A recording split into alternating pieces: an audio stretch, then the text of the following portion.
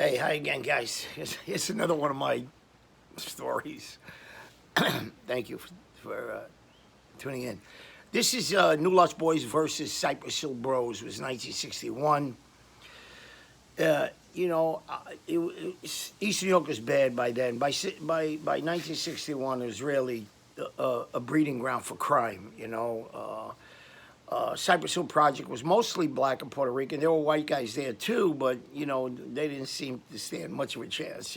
So there was killings, burglaries, muggings. There was all kinds of stuff going on. I once seen a newborn baby thrown in a. I was riding my butcher bike and I seen this baby in a cardboard box in a lot on Sutter Avenue, and there was ambulance there and cops and people looking around, but. I'm saying, who threw out a baby? It didn't even look real. It looked like a doll, So I don't know. Life was hard then. It was hard for everybody. I mean, the people, there were good people in Cypress Hill projects too, not just bad people. But they got enveloped by all this crime that was going on. Their kids, they were looking for jobs. East New York was pretty depleted, and even if you got a job, you work for way under minimum wage just to have a job to feed your family, and get out of the projects and maybe move to Queens or something where it's a little nicer area. A lot of people wanted that. Black and white, Puerto Rican, it didn't matter. They wanted a nice little life for their family. But there was a lot of crime, a lot of criminals, a lot of bad things going on. The people crying for help, but the politicians who started this mess, they created this mess. Now they're deaf. They don't want to hear it. They got their votes, and that's it. So that was it. My friend Davey, Big Davey, lived in the projects. In the corner of Fountain and Linda Boulevard. And one day, they found out he was a New Lost boy. They caught him at a bus stop. He was 15. And they caught him at a bus stop, and Dave was a bad guy. He hit you, he hurt you, big guy. He's like 200-something pounds, at 6'3". But, and he's aware that bad things are happening. So he's kind of aware, but these guys came up on him. You New Lost, yeah, blah, blah, blah. They get into it. They bang out Davey. I think they gave him a scar on his lip, and maybe knocked out a tooth. I can't remember. It's too much. It's in the book, but but they gave Davey a good beat, and his mother had to take him to the hospital and stuff like that. So Davey calls me up. He said, I just got beat up by the guys from Cypress Hill, So I said, all right, He said they all go to school. Most of them go to school at Pier 64, it's a junior high school, on Berryman and Belmont. Or Atkins and Belmont in this case too, the other side of the school. So 8 of us went up there. We went up there. It was me, Sonny, Yanni,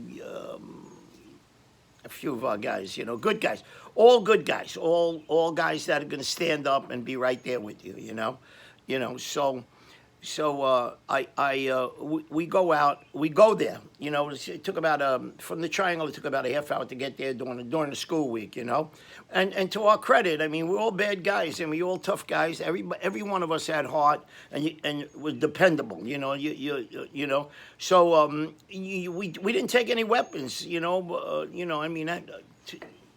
to be honest with you. It's to our credit, we didn't need weapons. We had enough confidence in ourselves to say, we don't care how many guys, they're going to get hurt, So we're sitting across the street from the schoolyard on these stoops, these little brick homes with stoops on them and garbage cans and stuff, and the bell rings really loud, and I'm like, whoa, shit. The door on Atkins Avenue bursts open, like, holy shit, it flew, into the street. All these kids came, and at that moment, I'm like, whoa, okay, what do we do now? But I see this little blonde girl being pulled by black girls by the hair, and they throw her down on the floor, and the guys and the bros are going, yo, man, yo, and they're trying to grab a little from the girl, and touch the girl, and that was a sign, man. I didn't even have to signal my guys. I ran right in, banging, throwing punches. I'm banging. Our guys went to war. We had the element of surprise. That we didn't need weapons, man. And we caught them really good. We knocked out about 5 or 6 guys, laid them out in the street. And all of a sudden, you hear sirens. The cops are coming in. I'm like, all right, we're out of here now. I'm not going to deal with angry cops. I don't feel like getting locked up today. And in those days, they lock you up for everything. It didn't matter, they lock you up, So, so we all run.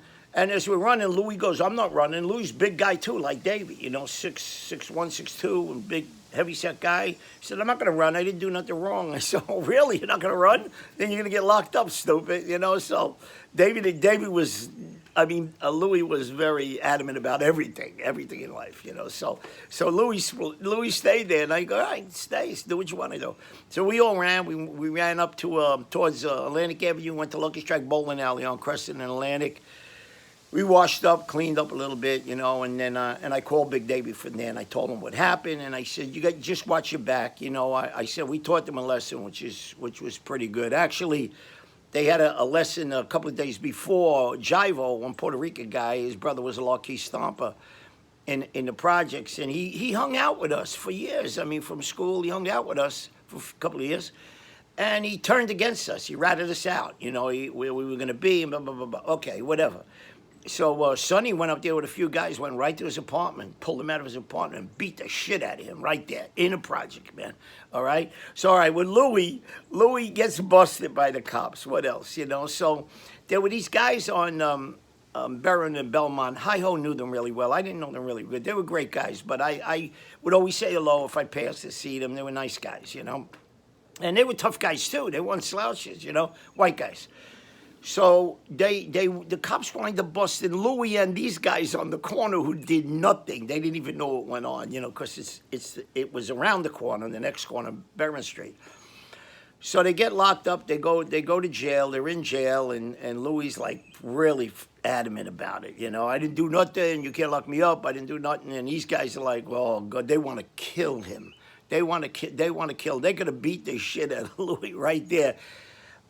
I understand they thought better than that because he's nulas. You beat up Louis, we're coming back and destroying your whole corner. You're going to get your ass kicked, So, again, that was the times, there were the times then, and that's another little story.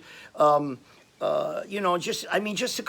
went home that night. I remember I went home, sitting on my stoop, and I remember just a couple of years ago, I was playing down the alleys, cops and robbers, and I was, playing stoop ball and games in the street, and my mother comes out and she says, Richie, what are you doing here, sitting here? I said, I don't know, Ma, and I'm thinking to myself, boy, I'm telling you, it's not going to get any better, man. It's just going to get worse. But, to me, it was a fascination. It was a bad fascination, but I was fascinated by it, by the whole thing.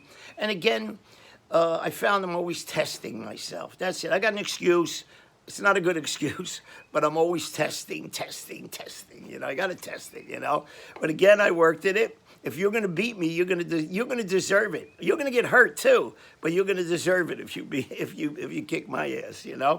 So my mother said, "Why don't you come in and have something to eat?" I said, "All right, in a little while, Ma. Let me just chill out a little bit." My mother was great that way. She could cook macaroni in seconds, man, and I could always go for macaroni. So this is Cypress Hill Bros, New Lust Boys, Cypress Hill Bros. It's cool, and again, things are not getting better, they're getting worse. So I got a lot of more stories, so I'll keep them pretty short so you don't get bored with them, But I really love you guys. Thanks so much. Thanks so much for tuning into this, For what it's worth, I appreciate you listening. Thanks so much.